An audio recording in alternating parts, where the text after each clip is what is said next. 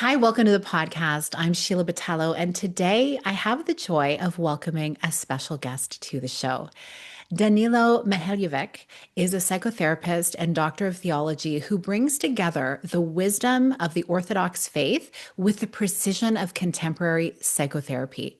He's the founder of the Support Yourself platform, where he's guided more than 1,000 people on their journey toward inner healing and discovering their God given authenticity and purpose. In this conversation, we're exploring what it truly takes to build and scale meaningful work without losing yourself in the process, the patterns that can lead to burnout, the practices that restore energy, and how embracing technology can actually deepen human connection when it's done with intention. Danilo, I am so grateful you're here. Welcome to the show.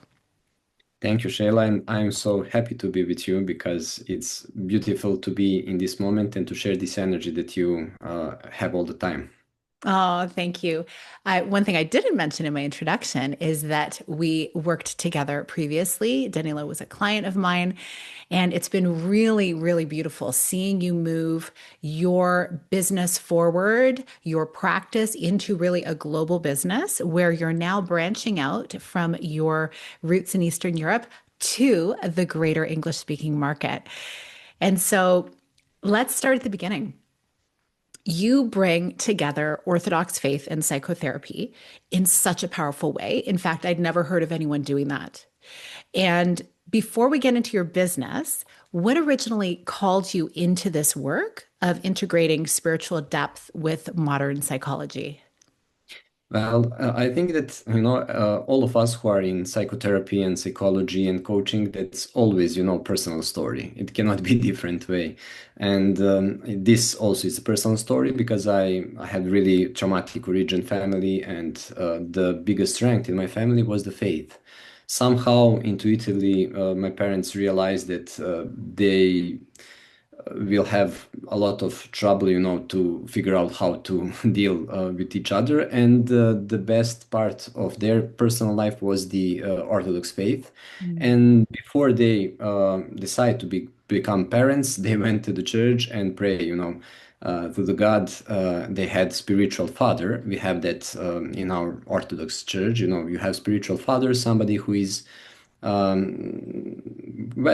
as the word is saying, father, who is helping you to give a birth to your spirit. And they prayed, that God to child which they will receive to be, from God to God. So that's somehow that's actually it's really good when you know that you came in this world, from this story, Mm. even though it was really highly traumatic in childhood. So my first beginning was spiritual. I felt, that prayer and going to the church, but not an informal way, in deep internal feeling, when something, or better to say, someone touch your soul, and then you cannot deny that anymore. And that's not just one moment, that's so many small pieces of the day, during your life. And that's how I start going and living in the church. And then I went to high school for priests, and then I went to the theological faculty. And during that, my graduate studies, I realized I really interested in, that correlation between spirituality and our mind, as well as our body. And I realized in this moment that I'm not feel called to be the priest, even though I highly respect that man of cloth. But I realized I really enjoy in praying and in working with the people, actually helping them to set themselves free.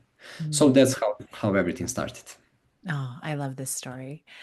So you've also trained with and met teachers, a few of whom I hold in such high regard in both my parenting and my coaching work, Dr. Gordon Neufeld and Dr. Gabor Mate.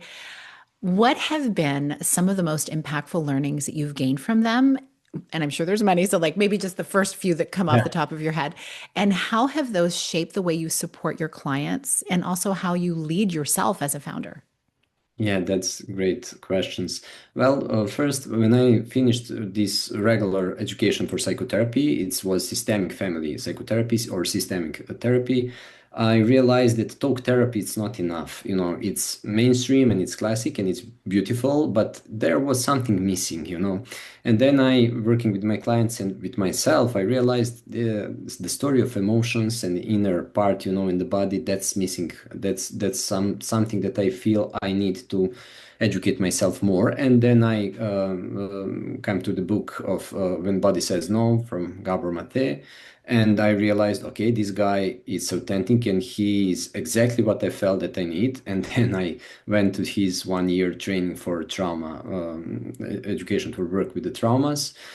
And that was the moment when everything changed in my understanding of myself, of my origin, of my work with the people. Because Gabor, is a great person and he helped me. Actually, the best thing that he gave me it was to set me free. Mm. Somehow, he helped me to not to try to copy him or anybody, but just to be myself.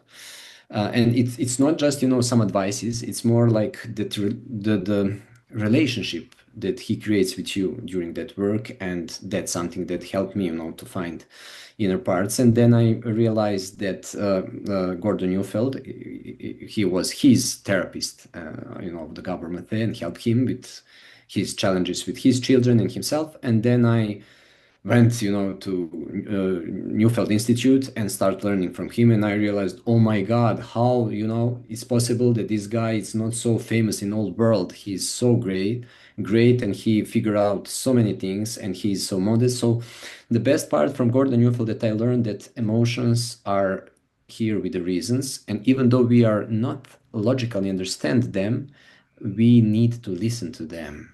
There is a big, law which is irrational about the emotions, but that doesn't mean that there is no sense. So with Gordon Neufeld, I learned how to listen emotions and how to even more adjust my therapeutic work and also my private work, my therapies. They helped me a lot. And then I need to mention also one of the biggest names in psychotherapy today and neuroscience. It's Alan Shore, right brain psychotherapy. Then it's like the puzzle. When you come to one checkpoint, you realize, okay, I need something more here, and then you come to the another, and then you find out that the picture that you were feeling in yourself, it's all already there. You just need to find some missing parts. So that was a situation with me. Oh, I love that. It's so interesting. You're so right. It is like you go as far as you can go, and then you realize, ooh, now I see another open gap in my knowledge or experience. And I love that you just followed the trail, but like right at the end, there was always someone waiting there to guide you the rest of the way.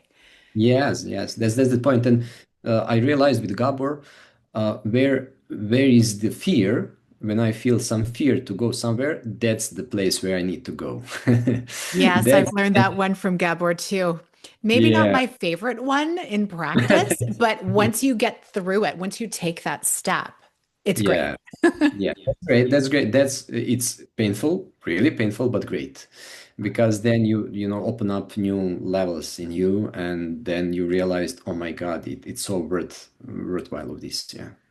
Yes. And so now you've supported over 1,000 people through your platform. And what would you say has been the most unexpected challenge that you've faced in growing from like the one-on-one therapy space into leading a larger online movement? Yeah, there is one book that I recently read. It's called 10 Times It's Bigger Than Two Times from Daniel. I forgot the last name, but he's famous. But the point was that when I was working with one-on-one, I realized this is great and clients, having great progress, but I felt something is missing out, and then after Gabor, after Basil van der Kolk and other educations, I realized, well, community is missing. We Mm. are not born to be, just alone. And every wound that we have, it's originated from the relationship in our families and our groups. And, so we are social beings. Mm, And then I start doing what I have done, what I felt before. I want to work in the groups. I want to work, to create safe community, safe small community, and to work with them because everybody of them has the part which is healing other, member of the group and vice versa. And it was really not easy for me because that means that I need to leave everything what I developed, maybe just 5% of my clients accepted to start working in a group. So mm, even though I developed, well-established practice and I had so many clients on the waiting list, and it was like, no, no, no, no. I feel it's the moment to jump. mhm. And it was not easy, but beautiful. It's so good that again our waiting list for the groups, and it's magical what is happening in these groups. But I need to mention that the important factor for the group is that everybody are share same values, and in my context it's spiritual values. They Mhm. are Christians. Most of them are Orthodox, but also Catholics and Protestant, Evangelical, and so on.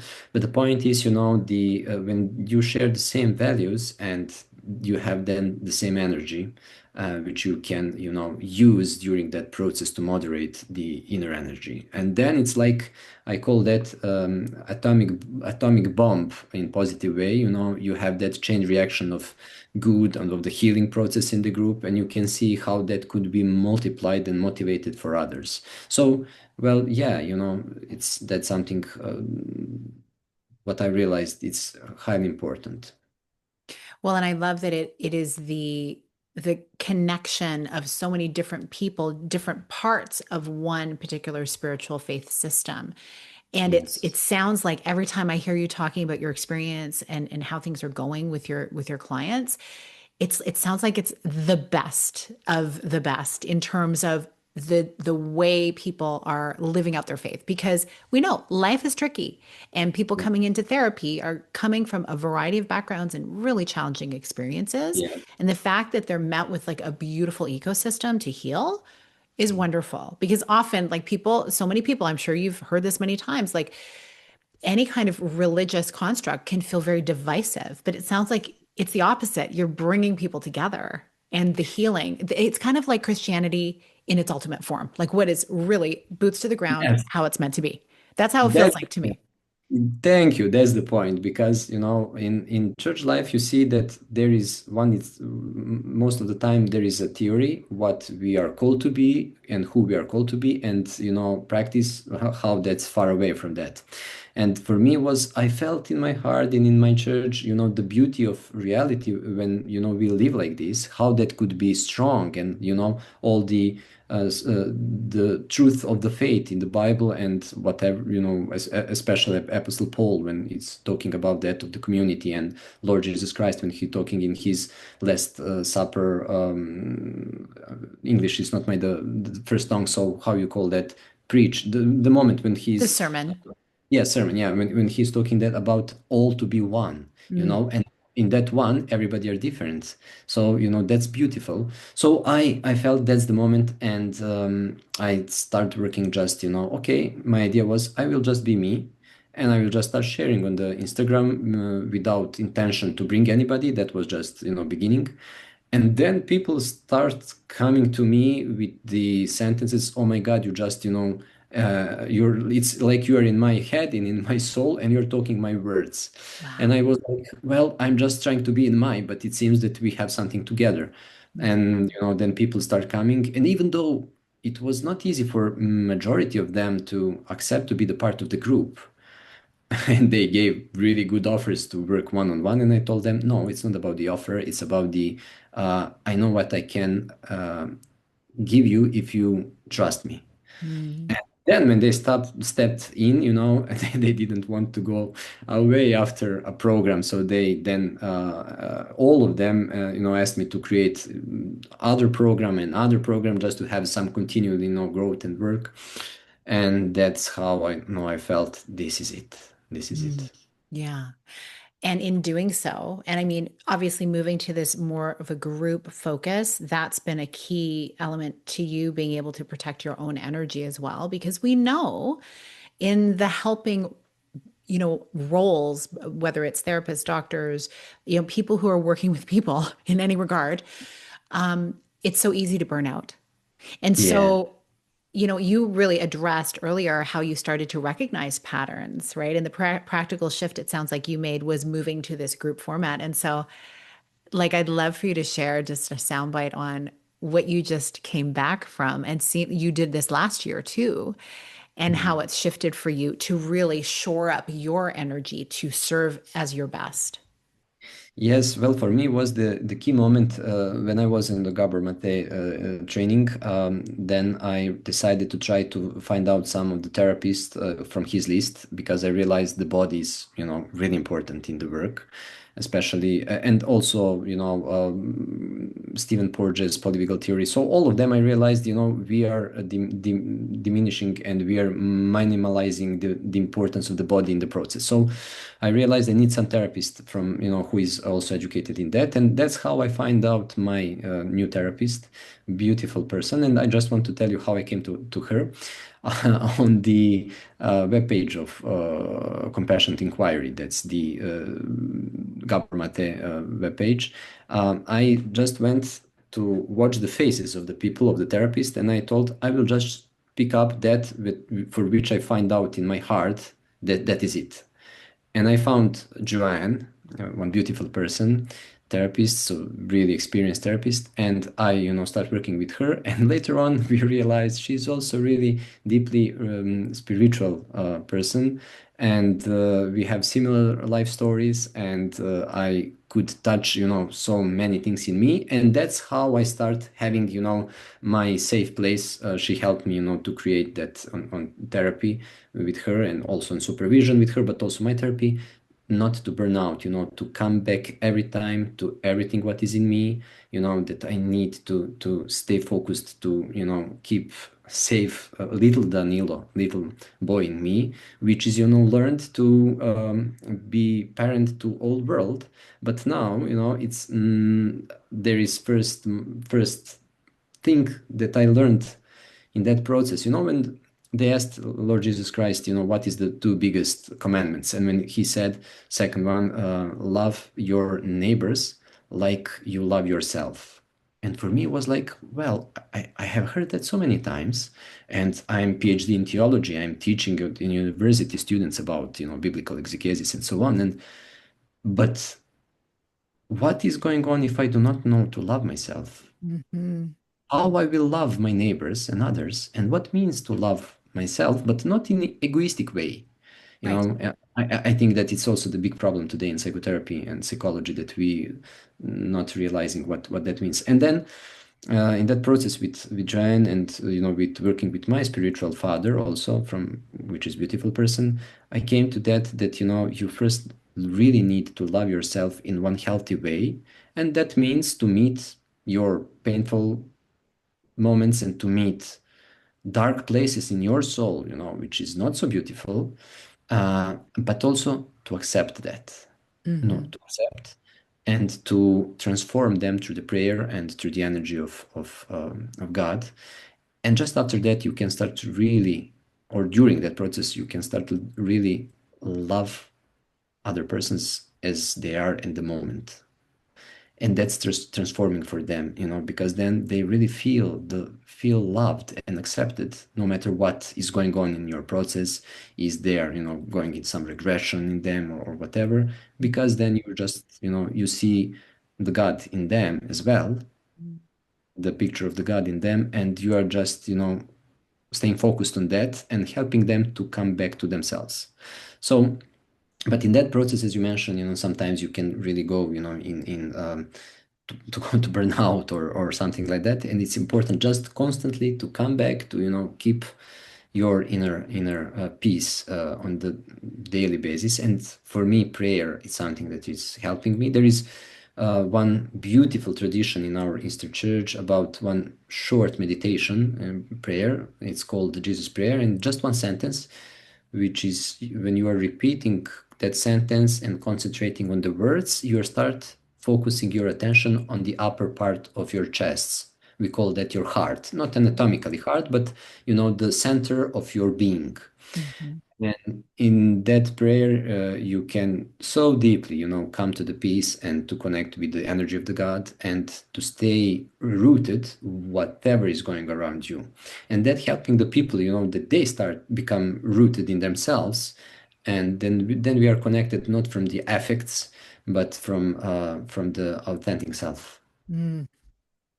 And it is so important because everyone we're faced with on a daily basis, whether the people we live with, the people we work with, just people that are out and about, it can be challenging to really Yeah. look at everyone through that loving lens. It's really challenging, but it's true. When we actually have self-love, when we can have like the creator spirit coming through us and like allowing us to learn how to love ourselves and love all the parts of ourselves, it does help us to love others more easily. It's not Yeah. always super simple, that's for sure. But it's No. I think if that's our intention though, to even if frankly what has helped me so much over the years is just to visualize the other person as like a little baby, right? We were Mm. all these innocent little children at one point and then life came along and who knows, things happened. And so we respond. We are often like we're products of our environment. And so how beautiful is it when we actually show love to others, how they can sometimes warm, right? It's like the beauty of just smiling to a stranger, often unexpected, but it's often Yeah. you'll get met with a smile, right? That's so Yes. beautiful. And so now with this work, it's allowed you to spend more time the way you've structured things now with your family. You have two children and a lovely wife who's also a doctor, Yes. and you're very, very busy. So you've made it a priority to have Yes. protected time with your family. What does that look like these days? Oh, that's beautiful because my wife, she's anesthesiologist and she's also PhD, and she was working on emergency center, and in one moment she also came to that she want, to transform her business life because we want to be more family, and also I with this change of my not one-on-one but working with the groups, I also restructured also my time and my work at the university, and we put the biggest emphasis of on our family time.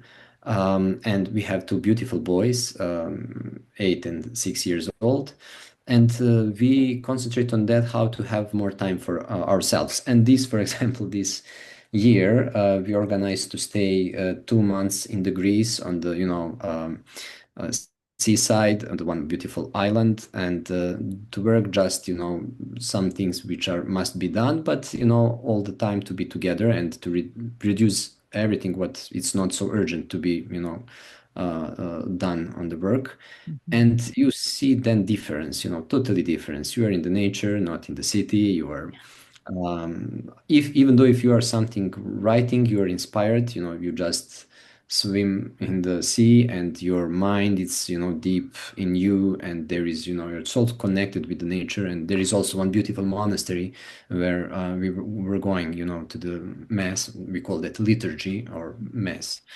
And it was so deep because my wife and myself, we share all the values and everything, and also our thoughts, our feelings, and what is going on in us. And you can see then how children are connecting to that energy totally different Mhm. than when it's hectic, and everyday life. So that was beautiful, and we're trying to have that small islands during the day when we are come back, and school is starting and so on. It's really important to remind yourself every day what is priority for you, and even though if so many people are wanting you to work with them, that's not where is my worth is, you Mhm. know. So it's important to remind yourself what do you want in this life, and time is going really fast. So we decided we want to spend with our children, and that's so sometimes you probably know it's harder to be a good parent good enough parent, let's say, there is no perfect parents, but good enough parent, then to be the best therapist in the world. It's I imagine so. Yep. It's like we learn things we never knew we'd have to learn. Parenting yeah, is a very, very interesting school to join. yeah. Yes. So yeah, so I realized it's not just about getting another education or certificate. This something which is even deeper, because it moves you to it wakes up your child in yourself, Mhm. uh, and that's a great moment to meet that and to change the pattern. Oh, yeah. And it's so evident that your work that you're embodying in your own personal life and your family is very much a mirror to what you're doing with your clients. And it's not about the quick fixes, but it really is just about creating those safe spaces for everyone to pause and listen inwardly. And you see the rewards that you're reaping. I mean, goodness, like with your clients, but also with your kids, which Yeah. is wonderful to hear about. And as a result of you being able to move to more group, more scalable type of work, you've Mhm. also, this has been really cool for me to witness, how you've been embracing tech as a way to also preserve your energy and extend your reach. And Mhm. so, how has that stretched you? I mean, going from like the work that you have studied for years for, and now, okay, hello, tech. And I just want to say, I'm really celebrating the supportive team you have working Yeah. with you on this. Yeah, How's that thank been? you. That's a great story about that as well, and I will be short. When I start working in the groups and the people who went through my groups, they start, being friends and they're hanging out after the program and during the program, and I realized this is going to be big, and I don't want to have regular marketing agencies, don't want to have regular agencies for anything. I will just employ those who went through my program and who let's say clicked and or picked up that spirit, and they are attuned with Mhm. this, and then I hired them, and now they are, growing up this tech part and others, because they are really talented for that, and their expertise, in the marketing or in the design and so on. And we have beautiful energy, it's not like work, it's just like when it's something stressed and so on, I just remind them, okay, what we will learn in our program. So, we checked in slowly, it will be fine. Just let's root it, come back to ourselves, to our authentic self, and when it slip over, we will come to solution. And they're joking that they want to print out the t-shirts with "I love my job," and support yourself. And I said, well, yeah, because we are not trying to compete with this crazy market and the expectations that everybody have, because I Mhm. realized why we need to be the copy of the others just because everybody are going in one direction. uh, there is one sentence in my country, and it says, if there is two the same person, one is how you say that in English, when there is there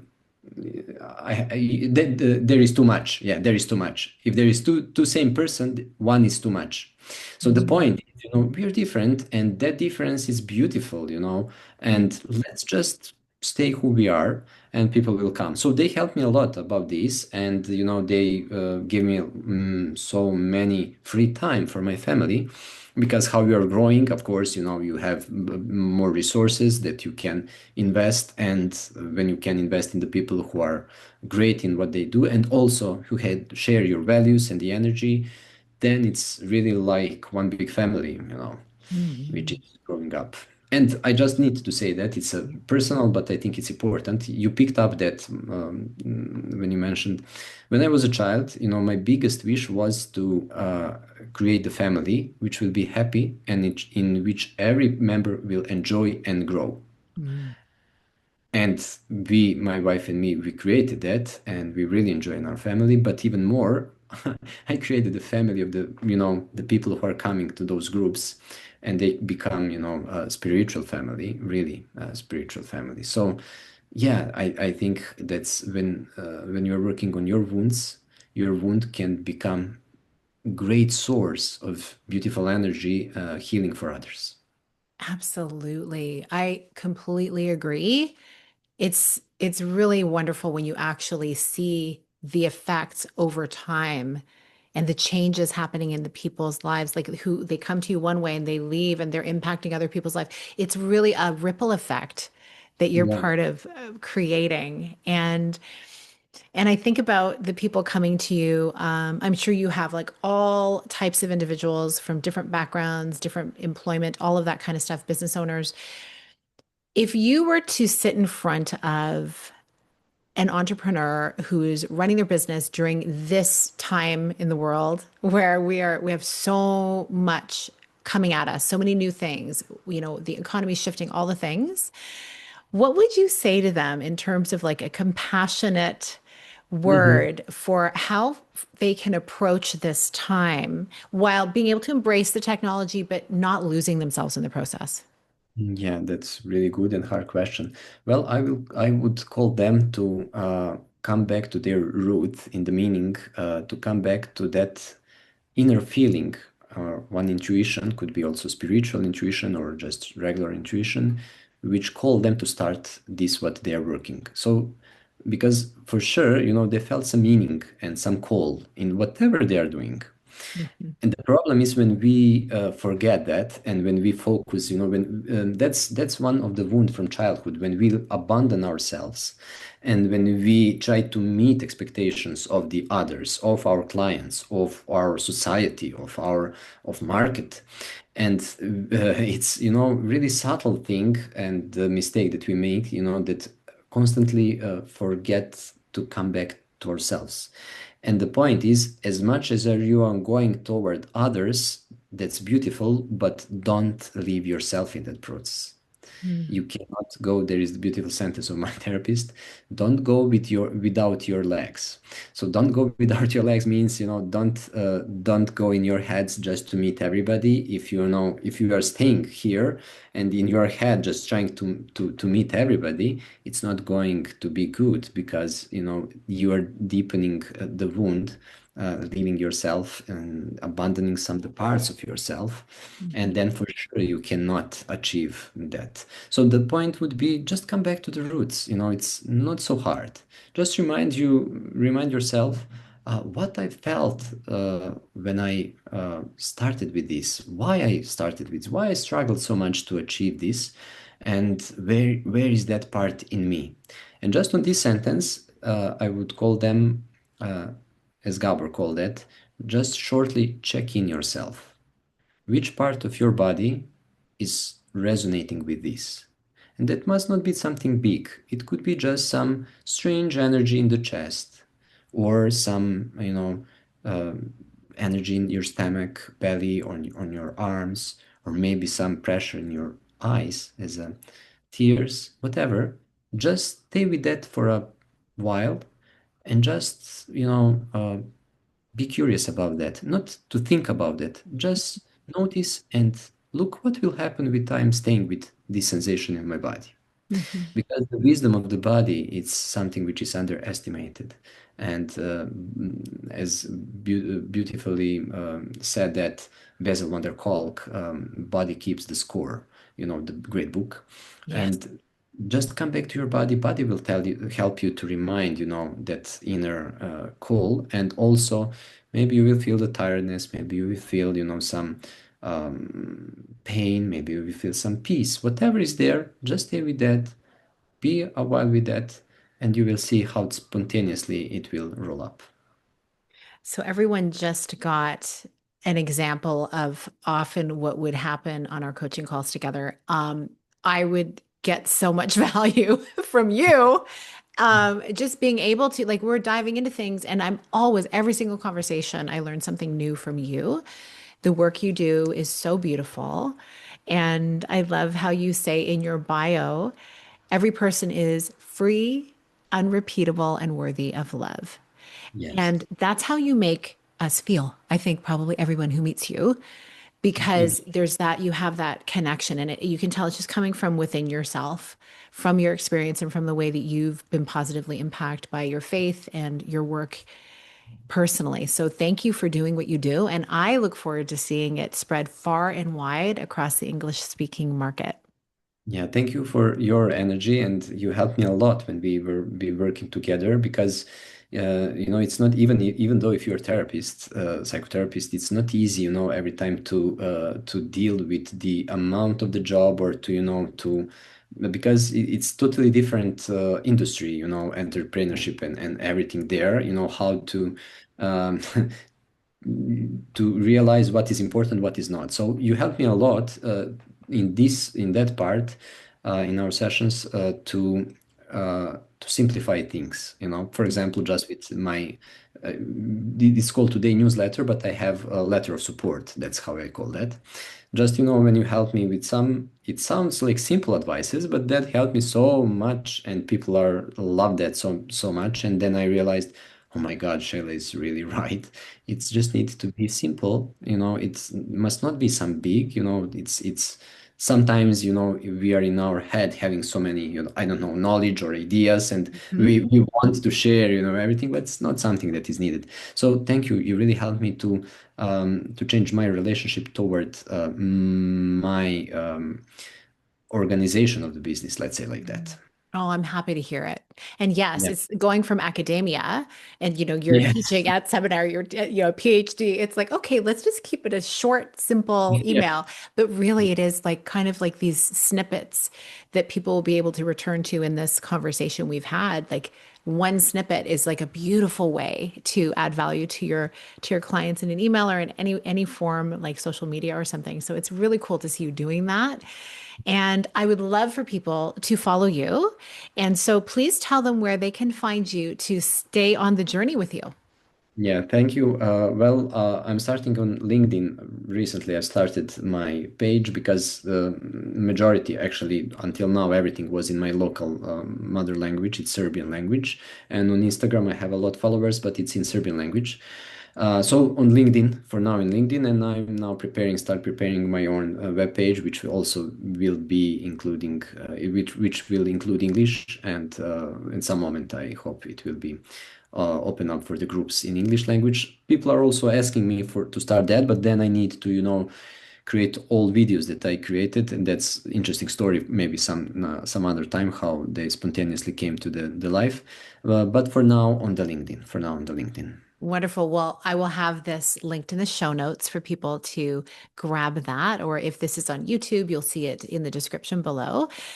Danilo, it has been a pleasure and an honor having you here today. Thank you for sharing your story and sharing the wisdom that I think all of us and all the founders and entrepreneurs and people who are building this thing that is this vision in their mind and taking it from their mind out into the global marketplace, that they can have some sense of peace as they move through that process. I'm happy that you see some contribution that I made to you. So the point is that just I just try to share my energy, and I think that's enough. That's enough. If we just sharing our energy, it's healing by itself, because there is beautiful energy in every person. Just it's needed to find a way to come to that. Absolutely.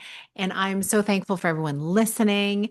Please go on over to the show notes and follow Danilo. And we'd love to hear. You can also find and follow my links in there too. Let us know what were a couple of the bullet points you heard today that really landed with you that maybe you hadn't thought of before. And we'd love to hear how it's going for you as you continue on your journey. Thank you so much for listening, and we will see you on another episode.